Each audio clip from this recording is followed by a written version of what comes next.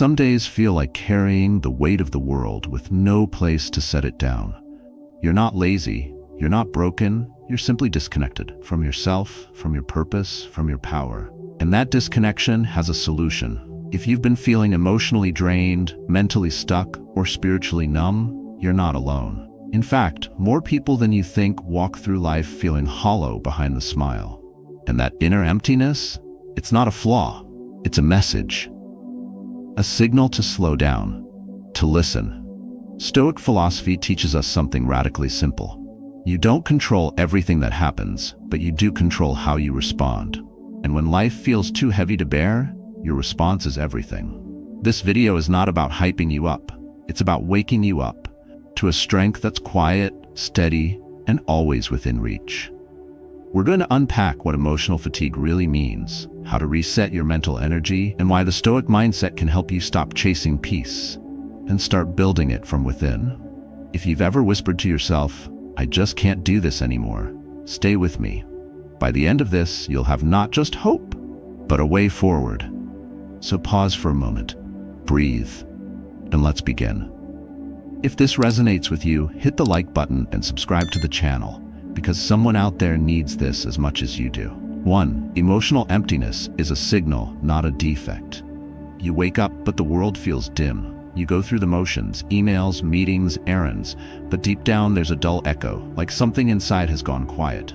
You try to explain it, maybe even to yourself, but nothing quite fits. It's not sadness exactly, not exhaustion either. It's a hollow space that grows louder in silence. Many call it burnout, others call it depression. But what if it's something else?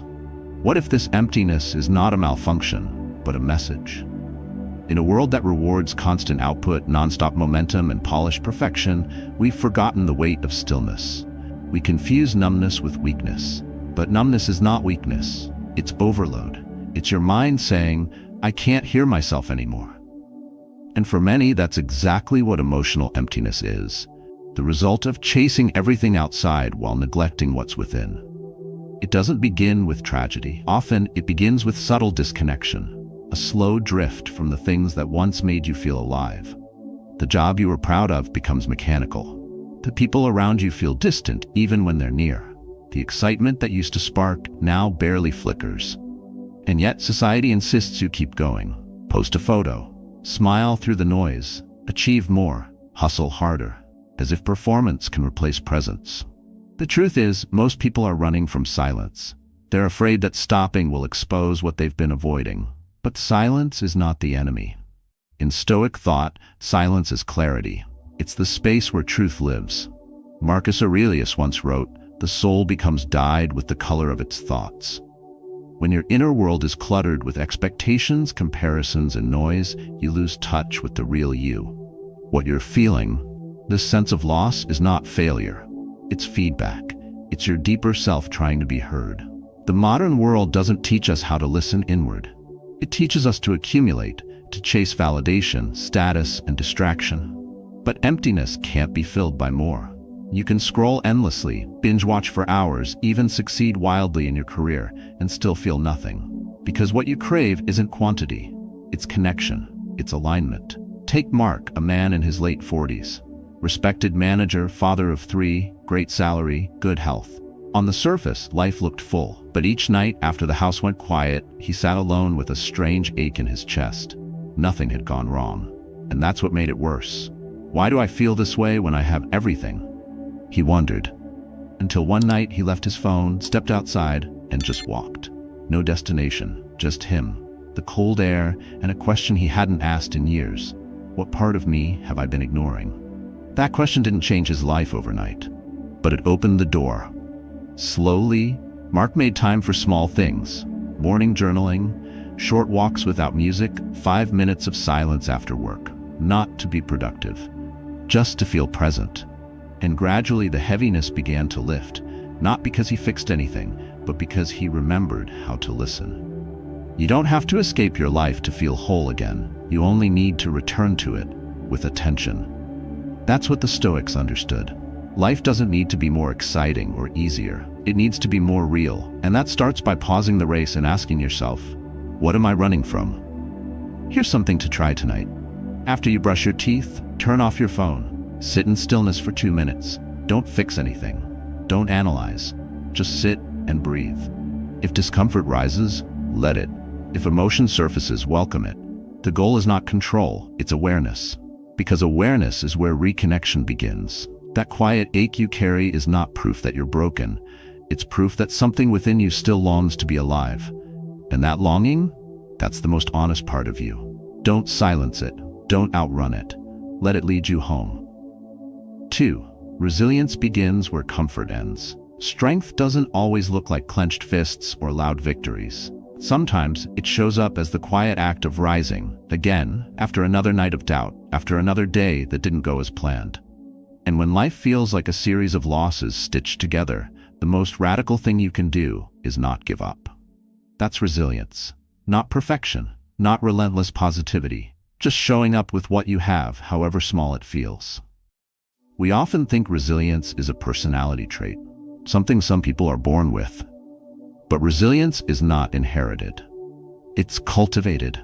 It's the quiet muscle of the mind that grows each time we choose not to break. And like all things that grow, it starts beneath the surface. No one sees your internal battles. No one applauds your silent effort to keep going when your spirit feels worn thin. But that invisible choice, again and again, is where real inner strength lives. Painful seasons don't mean you're failing. They mean you're alive. They mean you're human. But many people reject this. They believe that discomfort must be fixed or avoided, that if something hurts, something's wrong.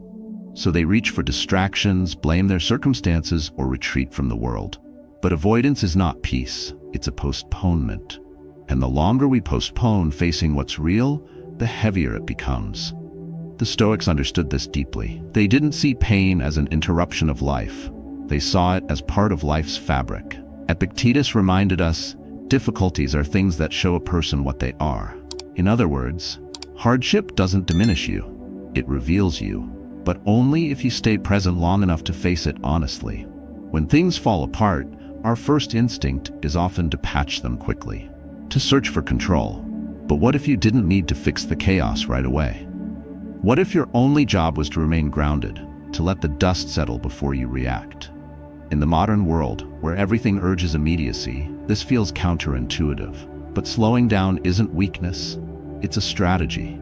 It creates the clarity necessary to move with intention rather than panic. Think of someone walking through a snowstorm. Visibility is low, the cold bites at their skin. Each step forward is uncertain.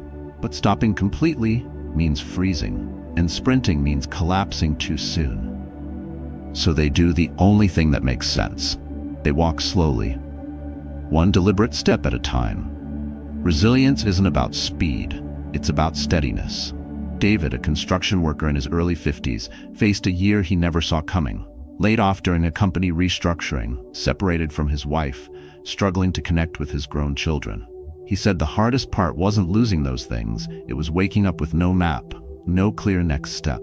Friends told him to stay strong or keep busy, but that felt hollow. So instead, he did something simple. He woke up each day and made his bed. Then he walked for 10 minutes. He cooked one meal for himself without rushing.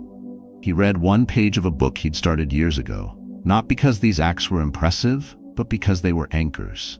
They reminded him he was still here, still choosing, still moving, even in the fog. The mistake many make is assuming that resilience must feel heroic. To be strong, you have to feel strong. But that's not how inner strength works. Often it feels like doubt, like shaking hands, like small progress, and that's enough. Stoicism teaches us that resilience isn't the absence of struggle, it's the commitment to face life as it is, without fleeing, without numbing, without pretending. If you find yourself today staring at a wall you don't know how to climb, you're not weak, you're just tired. And that's okay. Take the next step, no matter how small. Clean a corner of your room, step outside and feel the air, drink water and finish it. Name what you're feeling without judging it. These actions, as modest as they are, pull you back into presence. In the silence between breaking down and bouncing back, there's a space. That space is yours. Fill it with breath, with honesty, with the awareness that surviving isn't passive, it's the work of the brave. Don't rush the comeback. Let it come slowly, like sunrise over frost. And while you wait, keep walking, because strength is not in never falling. It's in learning how to rise with gentleness again and again until the heaviness becomes lighter. Not because the world changed, but because you did. Quietly, from the inside. 3. Your inner voice can heal or hurt. A quiet whisper inside can shape the entire course of a day. Not the world outside, not the chaos on the news, not even the tasks undone. But a single thought, repeated often enough, can build a wall around your spirit or open a door.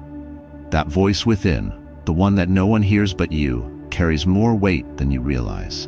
And depending on how it speaks, it can either keep you standing or slowly pull you under. Most people don't notice it at first. It starts subtly when you're tired, discouraged, or alone. A passing thought like "I'm not doing enough" or "I've failed again" slides in unnoticed, but left unchecked it returns. It repeats. It becomes familiar, and eventually it becomes fact. Not because it's true, but because you've heard it so often. What we repeat, we believe, and what we believe, we become. The inner critic thrives in isolation. When you're disconnected from your values, when your routine feels like survival, when you're too exhausted to question the voice, that's when it gets louder. That's when small doubts become assumptions. I'm too far behind.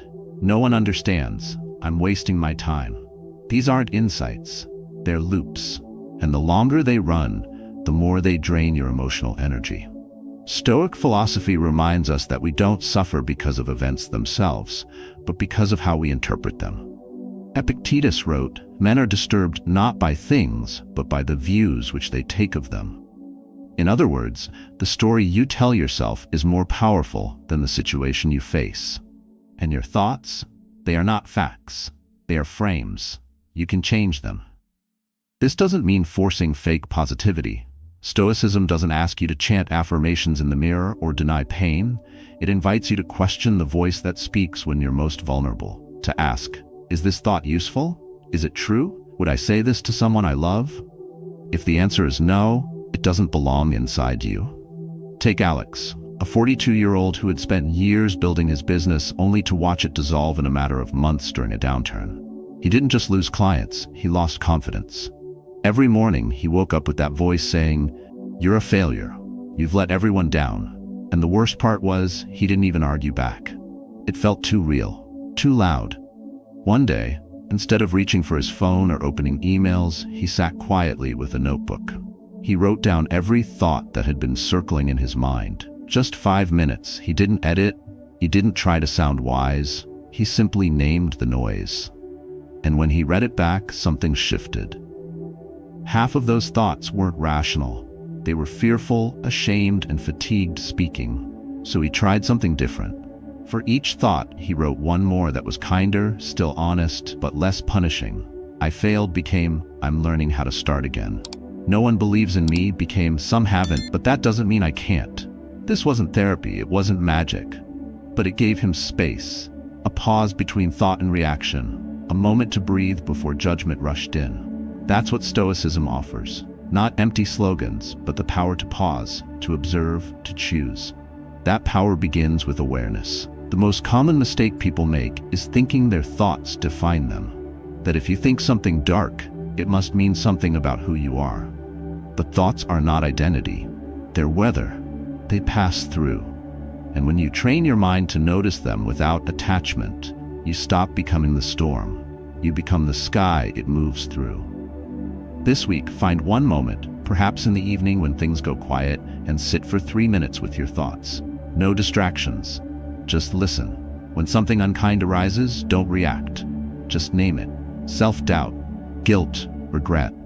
Then ask, is this helping me grow? If not, imagine you're speaking to someone else, someone you love. How would you answer them? You're not broken for having negative thoughts. You're human. The strength lies not in having only good ones, but in choosing which ones to follow. Over time, this changes everything. Your relationships, your energy, your sense of direction. Because when the voice inside becomes more supportive than critical, your life doesn't just feel lighter, it becomes lighter. And the world outside may remain the same, but how you move through it transforms, quietly, steadily, one thought at a time. 4. Purpose is built, not found. Some mornings don't begin with urgency. They begin with stillness that feels more like doubt than peace. You stand in the kitchen with coffee in hand, staring out the window, wondering why the day feels heavier than it should.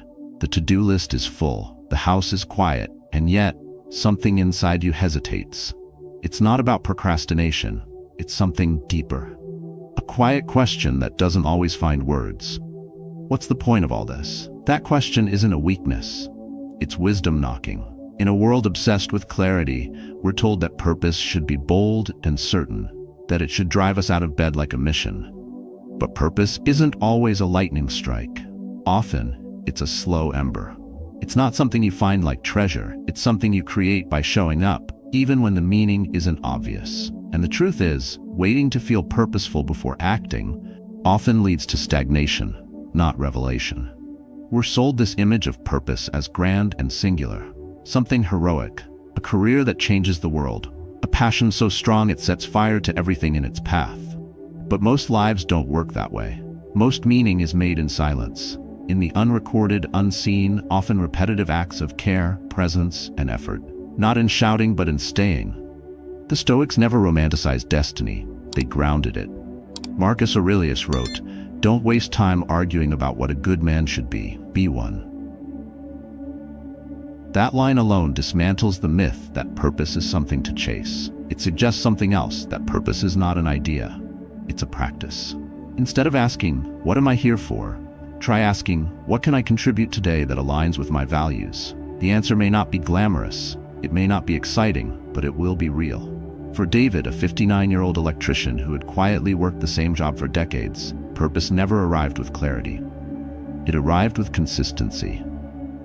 He didn't always love his job, but he cared about doing it right. He trained younger workers when no one asked. He stayed behind to fix things no one noticed. Years later, one of those workers called him and said, "The way you showed up every day helped me stay afloat during the worst year of my life." David had no idea, but the purpose had been in the details all along. The mistake we make is waiting for life to hand us a calling like a sealed envelope. But Stoicism teaches that meaning is not given. It's shaped. It lives in action, in discipline, in choosing how you show up, even when the result feels small. Purpose, in this sense, becomes accessible. It's no longer a mountaintop reserved for the extraordinary. It becomes a habit of showing up, even for the ordinary. When you feel aimless, don't panic. Don't assume something is wrong with you. Life isn't a constant epiphany. It's a rhythm. The more you practice being present with what's in front of you, the more you uncover the threads that connect your actions to something bigger than comfort or outcome. Washing the dishes while being fully there, walking your dog without a podcast in your ears, writing down one thought before bed, all of it counts. When done with attention, the small becomes sacred. In this way, purpose becomes less about achievement and more about integrity, less about passion and more about alignment. Seneca believed that life is long if you know how to use it. He didn't mean to use it to impress or accumulate, but to live with clarity in how you act, speak, and respond. A purposeful life is often a simple one.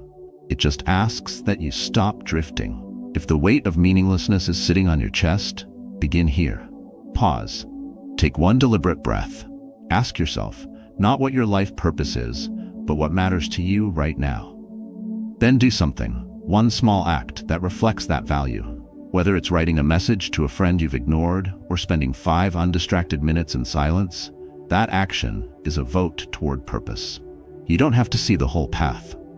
You just have to walk the next few steps like they matter, because they do. And when done with presence, even the quietest day becomes part of something larger than it seems.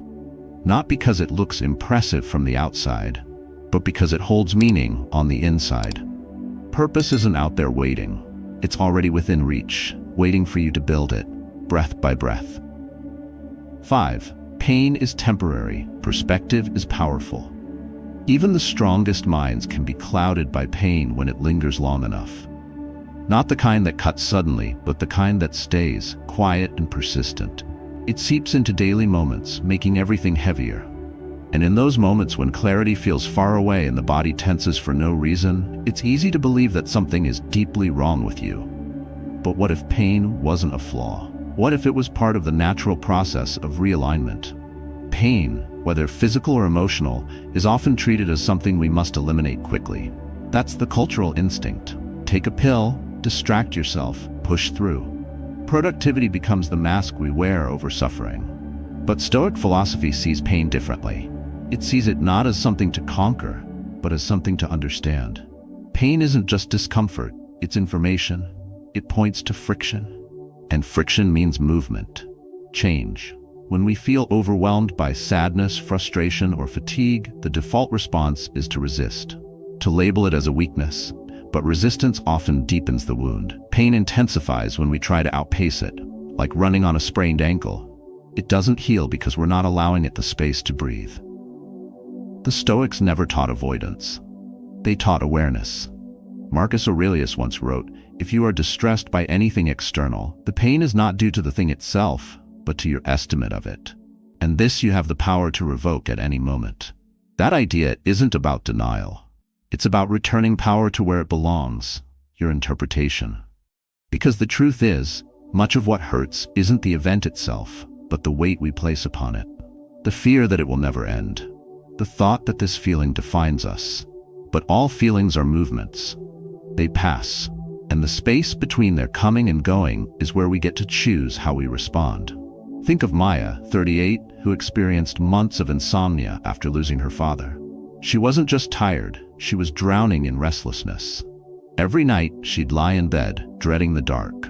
Her thoughts would spiral, her chest would tighten, and her breath would feel short. She tried melatonin, sound machines, and herbal tea. Nothing worked. Until one evening, she stopped trying. She turned off everything and sat in silence, not to sleep, just to sit. She let the grief rise without fighting it. She whispered aloud, "I miss him," and let the wave move through her. That night, she slept. Not perfectly, not deeply, but peacefully enough to begin again. She didn't fix her pain, she met it, and that meeting changed her relationship with it. Pain is not the enemy. Our fear of pain, our resistance to it, often is. In practical terms, this means creating small rituals of return. When anxiety tightens your chest, pause and breathe in for 4 counts. Hold for 4, exhale for 4. Not to escape, but to ground. When hopelessness visits you in the middle of the day, stand up. Walk outside if you can. Feel the sun or the wind, even if briefly. Name what's happening out loud. I feel heavy right now. This naming is not a weakness, it's presence. And presence is where pain loses its edge. Stoicism teaches that pain isn't the end of stability. It can be the beginning of transformation. Like how scar tissue forms, not as a sign of failure, but of healing underway. Seneca said, "No man is more unhappy than he who never faces adversity, for he is not permitted to prove himself." The strength you build through pain isn't loud, it doesn't roar. It deepens you. And when you notice yourself spiraling, telling yourself this will never end, gently interrupt that voice. Replace it not with false cheer, but with grounded truth. This will pass. It always does. Think of the last time you thought you wouldn't recover, and yet you did. Not because you had all the answers, but because you kept showing up. This evening, if the day has felt too much, sit in a dim room. No screens, just stillness. Let your breathing slow. Say one thing you're carrying, and then say one thing you still have. Let both truths sit side by side. You're not trying to erase the pain, you're trying to hold it differently. And sometimes that changes everything. Pain is temporary, but perspective is lasting. When you meet discomfort with clarity instead of panic, with breath instead of reaction, you change the nature of the experience. You remind yourself that you are not the pain. You are the one who feels it. And more importantly, you are the one who can release it, one quiet moment at a time. 6. Recovering energy starts with boundaries and habits. Some exhaustion doesn't come from lack of sleep. It comes from carrying what you were never meant to hold, from saying yes when your body said no, from living in reaction instead of rhythm. Fatigue like that doesn't leave with a weekend off. It lingers. It settles into your shoulders, into the heaviness of small tasks, into the quiet ache behind your eyes.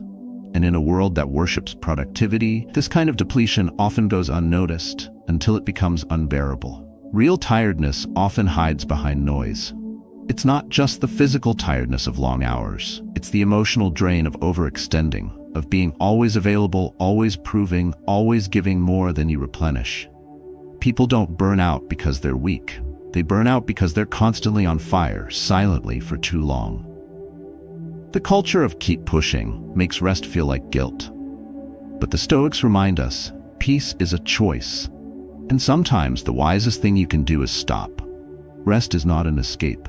It's preparation. It's the ground where clarity grows. Yet most people only stop when they crash. When the body refuses, when the mind goes blank, when motivation vanishes. But recovery doesn't begin with doing nothing. It begins with choosing better inputs. You're not a machine. You're not a battery to be drained and recharged overnight. You're a living system, and like any system, you need space, rhythm, and balance. Stoicism encourages deliberate living. Epictetus said, "No man is free who is not master of himself." That mastery doesn't come from force. It comes from boundaries, from knowing what you can offer and when to say, "That's enough for now." And from understanding that energy isn't only used, it's also lost through leaks, small choices, habits, and obligations that chip away at your inner peace. Daniel, a small business owner, realized this after months of unexplained fatigue.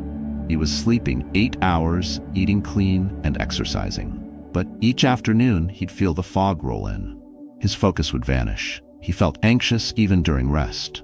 One evening, instead of scrolling or watching another video, he wrote down everything that demanded his attention in a day. The list was longer than he expected. Client calls, text messages, last-minute favors, social obligations, even things he agreed to but didn't want. None of them felt massive, but they were constant. Drip by drip, they left him dry. That night, he drew a line through 3 commitments. He sent 2 messages to cancel politely. He put his phone on silent for the next hour. Then he stepped outside and walked, slowly, without a podcast, without distraction. The silence felt awkward at first. Then it felt necessary. In the following weeks, he didn't change everything. But each day, he chose one boundary to hold, and his energy returned, not all at once, but in steady waves. Recovery, in the Stoic sense, isn't about isolation. It's about reconnection with the self, with natural rhythm, with quiet. When you don't give yourself time to reset, your life becomes noise. And in noise, you lose direction. That's why small habits matter, not because they impress anyone, but because they anchor you back into control. A few moments of solitude, a screen-free evening, a walk at your own pace, drinking water and actually tasting it, saying no calmly and without explanation. Modern culture may equate rest with weakness, but wisdom has always known better. The strongest people aren't those who never pause. They're the ones who know when to pause and why. You don't regain energy by doing more. You regain it by doing what aligns with who you are when no one's watching. The right habits don't just restore your body, they rewire your spirit. So tonight, as the noise of the day settles, ask yourself, where am I spending energy I don't have? Then reclaim one piece of it. Turn off notifications for an hour. Take a bath. Close your laptop before bed. Let your last thoughts be your own, not the voices of others. This isn't indulgence, it's maintenance. Just like you wouldn't drive a car without checking the oil, don't run your mind without checking your limits. You don't have to burn out to earn rest. You don't need to collapse to deserve quiet. Build it in, on purpose, in small doses, like medicine for your nervous system. Over time, your energy won't just come back, it will become more stable. And in that steadiness, you'll find clarity. Not because life became easier, but because your inner world did, one mindful choice at a time. 7. Reframe the narrative. Some storms don't come with thunder. They arrive quietly, dressed as routine, and sit with you through the day like a fog that won't lift. You get things done, you show up, but inside, the world feels colorless. The weight isn't from what happened, but from how you've been telling the story of what happened. Most people don't notice the frame they've been living inside. They don't realize how a single thought, repeated in silence, becomes the lens through which everything is judged. Not because it's accurate, but because it's familiar. The narrative you carry shapes how you interpret setbacks, how you relate to others, how you speak to yourself when things fall apart. And often, we inherit these stories without ever choosing them. The story that says you're only valuable when productive, that emotions are inconvenient, that if you're not winning, something must be wrong. These ideas don't show up as beliefs, they arrive as assumptions, background noise, but they direct everything. Stoic philosophy invites a different approach. It doesn't deny emotion or struggle, it simply reminds you to look at the frame before reacting to the image. Epictetus wrote, "It's not what happens to you, but how you react to it that matters." That isn't a call to ignore your experience. It's an invitation to meet it with a wider view, to step back, to ask, what else could this mean? Not because the pain isn't real, but because the meaning isn't fixed. When Jonah's startup collapsed, he didn't just lose a business, he lost his sense of self. His inner voice looped endlessly. You failed. You wasted years. You let everyone down. He replayed every mistake, every missed signal. But something shifted one afternoon when he was clearing out a storage unit. He found an old whiteboard with scribbled ideas from the company's early days. Raw, uncertain, ambitious. He remembered the long nights of learning, the connections made, and the courage it took to try. That memory cracked the story. What had once been a narrative of shame started to become a narrative of growth. Not overnight, but gradually. The facts didn't change. The framing did. Reframing doesn't mean lying to yourself. It means telling the whole truth. The painful part, yes, but also the part where you kept going, where you tried, where you loved despite uncertainty. Most minds default to worst-case scenarios. It's how we think we stay safe. But in reality, it traps us in helplessness. That's why Stoicism emphasizes awareness. Before you can shift the narrative, you must first hear it clearly. Start small. When something feels overwhelming, pause. Label the story you're telling yourself. This always happens to me. I'm not good enough. Nothing ever works out. Then gently question it. Ask if you'd say those words to a friend. If not, rewrite them, not to sugarcoat, but to balance. This is hard, but I've handled hard things before. I made mistakes, but I also showed up. These aren't affirmations. They're real, grounded alternatives to stories that have gone unchallenged for too long. Framing matters because it determines your next step. When you see yourself as powerless, you stop trying. When you believe you're already broken, healing feels impossible. But when you see the setback as part of the climb, not the end of it, you move differently. You carry yourself with less panic, more patience. Seneca once said, "We suffer more often in imagination than in reality." And the imagination is exactly where narratives live. You may not control the event, but you control how long it echoes. How often do you replay it, and what version of it do you hold on to? This evening, take 5 minutes alone. Think of one moment this week that drained you. Replay it, not to relive it, but to reframe it. What did you assume about yourself in that moment? What else might be true? What did you survive? What did you learn? Then write it down, one sentence in your own voice, not the inner critic's. Repeat that sentence aloud once. Feel what changes, even if slightly. The frame is never neutral. It either closes your vision or expands it. And when you choose a frame rooted in clarity and compassion, not delusion, not denial, you don't just see your life differently. You start to live it differently. With more steadiness, with fewer sharp edges. With a voice inside that no longer drags you down but walks beside you, step by step, into something quieter, deeper, and far more honest. 8. Tiny steps lead to transformation. A heavy life rarely needs a dramatic change. Most of the time, it just needs a gentle shift, one small action that pulls you back to yourself. Not a full reinvention, not a breakthrough moment, just a quiet return to the present. The idea that transformation comes in grand, cinematic waves is comforting to imagine, but rarely true. More often, healing hides in tiny, consistent steps. We are conditioned to believe that if we're not making massive progress, we're stuck. If life feels stagnant, it's because we're not trying hard enough. But that belief is a trap. It ignores the truth that real, lasting growth is usually invisible in the moment. It happens when you show up again after a bad day. When you speak kindly to yourself after falling short. When you do the simple thing, even when it feels pointless. Stoic thought honors that simplicity. It teaches discipline, presence, and conscious repetition.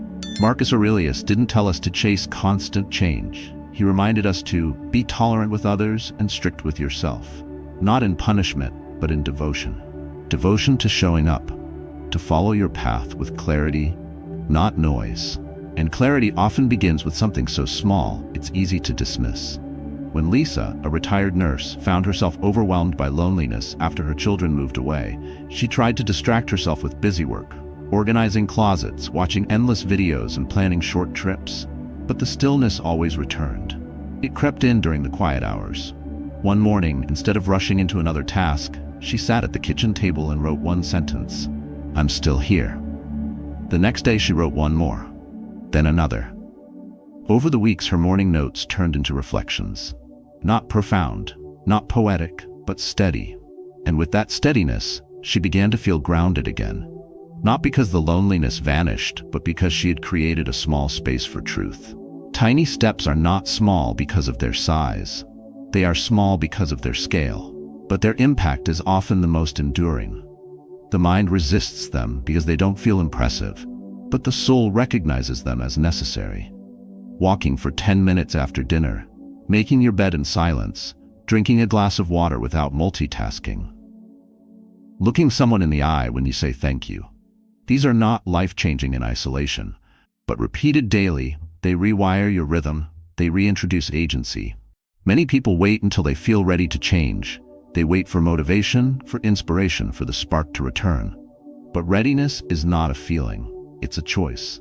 A small one, made quietly.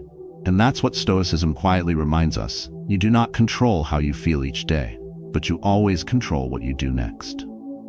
In moments when the heaviness feels overwhelming, don't ask, "How do I fix everything?"